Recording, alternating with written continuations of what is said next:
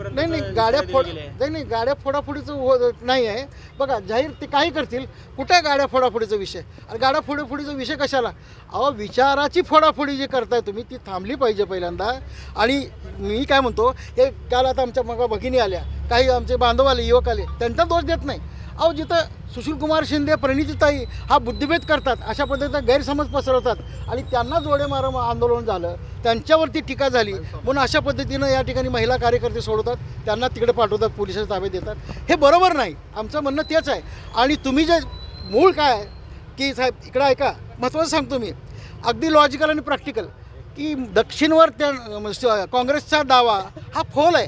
हे मी जाहीरपणाने या ठिकाणी तुम्हाला सांगतो. कारण ज्या वेळेला सुशीलकुमार शिंदे मुख्यमंत्री असताना त्यांना दक्षिणची उमेदवारी मिळाली, त्यावेळेला वंदनीय शिवसेना प्रमुख बाळासाहेब ठाकरे यांनी त्या ठिकाणी एक मागासवर्गीय कार्यकर्ता राज्याचा मुख्यमंत्री होतो, आपण दुधात मिठाचा खडा टाकायचा नाही आणि म्हणून शिवसेनेचं उमेदवारी न देता त्यांना बिनशर्त पाठिंबा जाहीर केला. ते बाळासाहेब, ती शिवसेना या ठिकाणी आहे, तुमच्यासोबतच आजही आहे.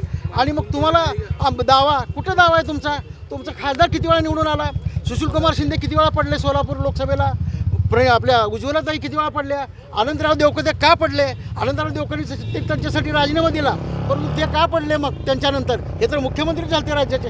तुम्ही तुमची माणसं निवडून आणू शकत नाही, तुम्ही निवडून येऊ शकत नाही आणि या ठिकाणी तुम्ही वर्चस्व ठेवू शकत नाही. 10 वर्ष झाली तिथं भाजपचा आमदार आहे, परंतु ते राहिलं बाजूला. आणि काँग्रेसचा दावा कसला दावा आहे? पण मग आता पुढे काय करायचं ठरवलं? काय पुढे मध्य कुठे साधणार आहात का मिटवणार आहात? मध्य साधायचा त्यांनी खऱ्या अर्थाने महाविकास आघाडीचा गुन्हा केला आहे, माझं स्पष्टपणानं मत आहे.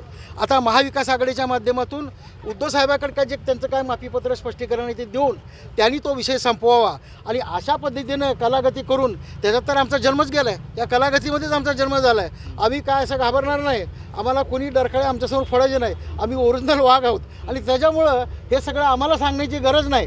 परंतु जर अशा पद्धतीनं जर करत असाल आणि या सोलापूर जिल्ह्याच्या माध्यमातून महाविकास आघाडीचं वातावरण खराब करणार असाल, त्या ठिकाणी धोरणी माणसं आहे तुम्ही. सुशीलकुमार शिंदे साहेब परिपक्व राजकारणी आहेत. हे त्यांच्याकडून असं का होतं आहे?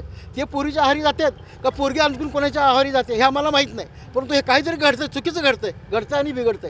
हे बिघडू देऊ नका. आणि बिघडवण्याचा तुम्ही प्रयत्न केला तर निश्चितपणानं या ठिकाणी काही जरी झालं तर या ठिकाणी शिवसेनेची ताकद पणाला लावून आम्ही तुमचा बंदोबस्त केल्याशिवाय राहणार नाही, हे आमचं स्पष्टपणाने सांगणं आहे. हे आमच्याशी तुम्ही करू नका, पंगा घेऊ नका, हे आम्हाला भेडसावायला जाऊ नका, कारण आम्ही चूक केलीच नाही. आम्ही आमचं म्हणणं म्हणलं, महाविकास आघाडीने उमेदवारी दिली, शिवसेनेनं उमेदवारी दिली, AB फॉर्म दिला आहे, फॉर्म भरला, अहो तो काढा दिला घेऊन फिरता, मग एवढा होता तुम्हाला.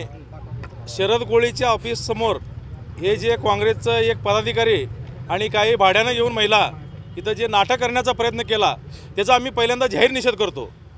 कारण महाविकास आघाडीतर्फे अमर रतिकांत पाटलांना उमेदवारी हे सगळ्या काँग्रेसचे लोक, राष्ट्रवादीचे लोक, शिवसेनेच्या लोकांनी डिक्लेअर केलं आहे. हे प्रणितीताईला माहिती नव्हतं का? मग प्रणितीताई शिंदे साहेबांना आत्ताच का झुमतंय? मग एवढे दिवस तुम्ही झोपले होते का? ज्यावेळेस महाविकास आघाडीची उमेदवारी डिक्लेअर झाली मग त्यावेळी तुम्ही झोपले होते का?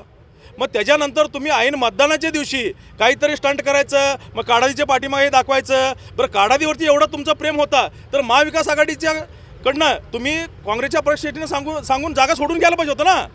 आता काल शरद कोळींनी स्टेटमेंट दिला, ह्याच्यामुळं तुम्ही एवढं त्यांच्या ऑफिससमोर येऊन हे सगळं नाटक करण्याचं कारण काय? कारण तुम्हाला ह्या सोलापूरमध्ये आज महाविकास आघाडीतर्फे अमर रतिकांत पाटील हे 100% विजयी होणार आहेत. बरं, ह्याच्यामुळं तुमचं हे नाटक चाललंय का? कारण असे तुम्ही किती लोकांना तुम्ही बर्बाद करणार आहेत? आज तुम्ही दिलीप मानेंना बर्बाद केले, काडादीला तुम्ही बर्बाद करणार, देवकते साहेबांना. ज्या वेळेस तुम्ही सांगतो तुमच्यासाठी देवकते साहेबांनी त्याग केला, तुम्ही मुख्यमंत्री होणार आहे म्हणून देवकते साहेबांनी राजीनामा दिला आणि तुम्ही उमेदवारी दिला, त्या देवकते साहेबांचं त्यांच्या मुलाचं तुम्ही पुनर्वसन केलं का? हे अगोदर सुशीलकुमार शिंदे साहेबांनी आणि प्रणितीताई शिंदेनी अगोदर जाहीर करावं, मग त्यांच्या कार्यकर्त्यांनी आमच्या ऑफिससमोर काय करायचं तुम्हाला नाटकं नंतर दाखवा. पण मग त्यांनी असा इशारा दिलेला आहे की शरद कोळींची गाडी ऑफिससमोर दिसली की मी पहिला फोडणार, नंतर शरद कोळीची गाडी ऑफिससमोर उद्या तुम्हाला सकाळी दिसेल, त्याचं तुम्ही काळजी करू नका. फक्त तुम्ही ज्या लोकांना धोका दिलाय त्याचं तुम्ही बघा. जर इथं जे गाडी त्यांची शरद कोळीची आली त्याला सांभाळायला इथला सोलापूर जिल्ह्यातील प्रत्येक शिवसैनिक समर्थक आहे. शरद कोळी हा आमचा वाघ आहे, त्यांनी इथं सोडा. होय, सोलापूर जिल्ह्यात हे किरकोळ आहेत. असं रत्नागिरीमध्ये, सिंधुदुर्गमध्ये हे नारायण राणेला टक्कर घेतलेलं शरद कोळी आहे. आज उद्धव साहेबांनी त्यांच्यावरती एवढी मोठी जबाबदारी दिली आहे. जर नारायण राणेसारख्या एका गुंड प्रवृत्तीच्या माणसाच्या बालेकिल्ला जाऊन शरद कोळीसारखा वाघ तिथं बोलू शकतो. तर तुम्ही काय किरकोळ आहेत? हे गुंडगिरी आमच्याकडनं तुम्ही शिकलाय. कारण गुंडगिरी करण्याचा अधिकार आणि दम देण्याचा अधिकार हे शिवसैनिकांना नाही आणि बाळासाहेब ठाकरेंनी आम्हाला शिकवलंय. जिथं जिथं अन्याय होतं तिथं तुम्ही त्यांच्या विरोधात लढा. काय पुढची भूमिका असणार आहे? उद्या गाडी फुटली तर काय बोलू?